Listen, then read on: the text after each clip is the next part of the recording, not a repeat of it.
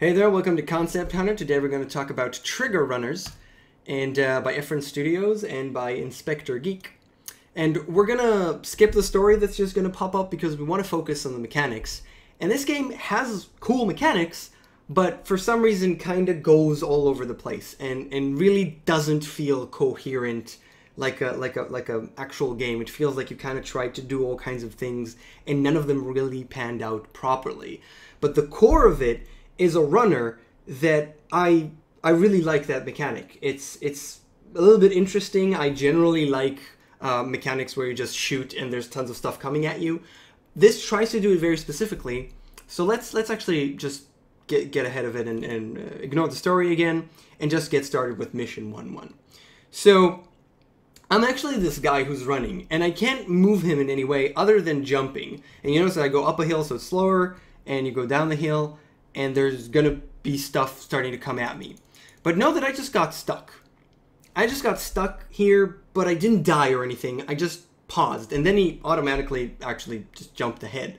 And there are things coming at me, and I can just shoot at them. If I click quickly, it'll shoot, but I can actually just hold the mouse button and continue shooting. Now, I got stuck again, in this case, this time, the second time where I get stuck, it actually pauses and throws a wave of enemies at me, which makes a lot of sense in a way, because it seems like getting stuck in a runner would be a bad thing, so you want to make it more difficult for the player. But then again, there's no timer, so there's no real repercussions to getting stuck here other than more enemies to fight, and the enemies give me score, so if I want to get a better score, I want to get stuck.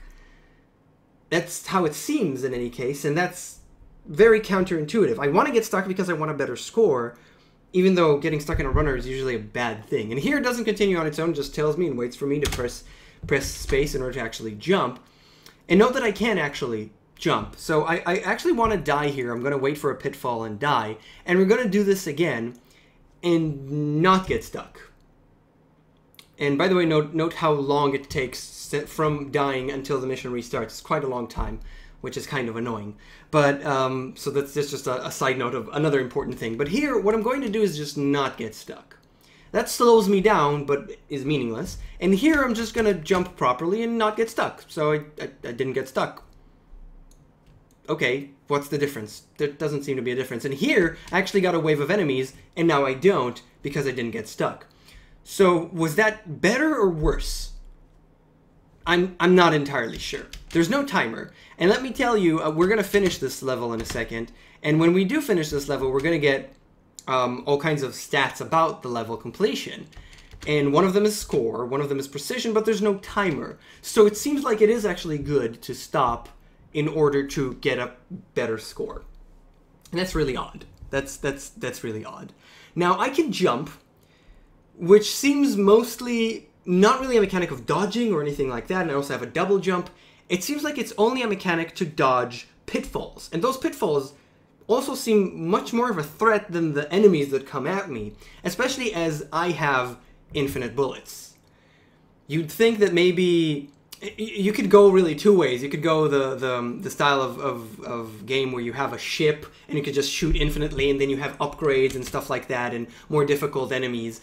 But this game, the shots and the enemies seem pretty big, and you don't really have any upgrades. I don't have any coins, and the score doesn't really matter towards coins or anything like that, so I'm not really sure where you're going at. I'd expect then maybe a loading time? Maybe it was a revolver. It looks like a revolver, though they're all mechanical. He seems like a cowboy, and it does seem like he has some kind of pistol like a revolver, but I don't have 6 shots and then I need to reload. I have infinite shots. So it's not really difficult in that sense. I'm not sure what was the entire point. I like this mechanic, I enjoy it, but it's not engaging enough, and it seems like most of the mechanic of jumping doesn't really have a place. And when you get stuck, it's kind of weird, and this is really easy, pretty much, because there's nothing here, you just kind of shoot stuff. And then you get to the bosses. So we had 2 levels without any bosses, and now we're at mission 1-3, where we do have a boss. So this boss, first of all, it looks different, it's pretty cool. I couldn't shoot because I was waiting for the boss to enter, which is kind of disruptive, but that's okay. and now I can't shoot again, and the boss kind of leaves the screen all the time, and I'm not really shooting it, I'm just kind of waiting for it to reappear. And then it does, it shoots a little bit, but it's not particularly difficult.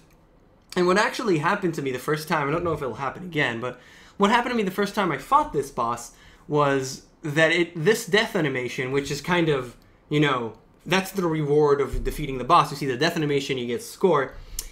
This actually happened off screen, and also here, it kind of happens half off screen.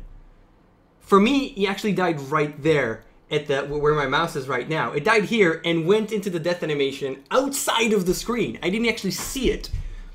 I feel like there should be, well, maybe, you know, it shouldn't leave the screen, especially for not such a long amount of time. And when it dies, it definitely needs to be on screen, where I could see it. That was a really odd thing that happened to me. Now, instead of mission 2-1 or something like that, there's just a question mark and caution, which we didn't have before. And now there's this new enemy which kind of looks like a boss, but it isn't because it dies so quickly.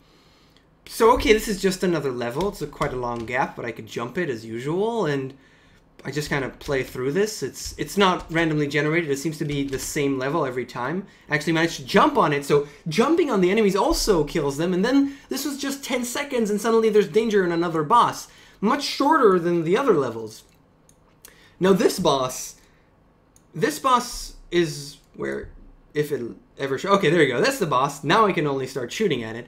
And this boss is a little bit better. First of all, I still need to jump and evade things, and there's two parts to this boss. There's the dinosaur head, and also the cannon, and only after I kill them can I actually, or kinda, can I hit the main body.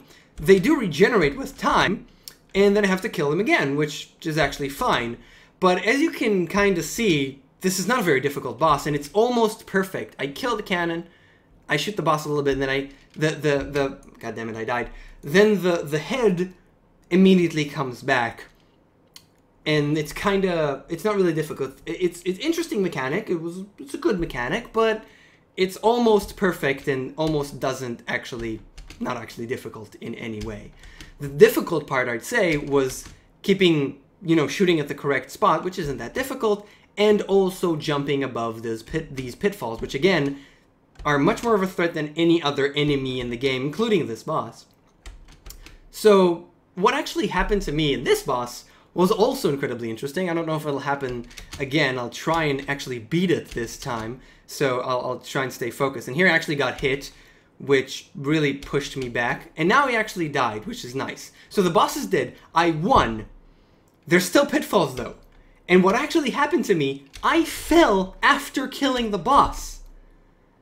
Which was, I was shocked. I was flabbergasted by the fact that I could die after beating the boss. It shouldn't be, that shouldn't actually happen. And then I had to kill it again, obviously.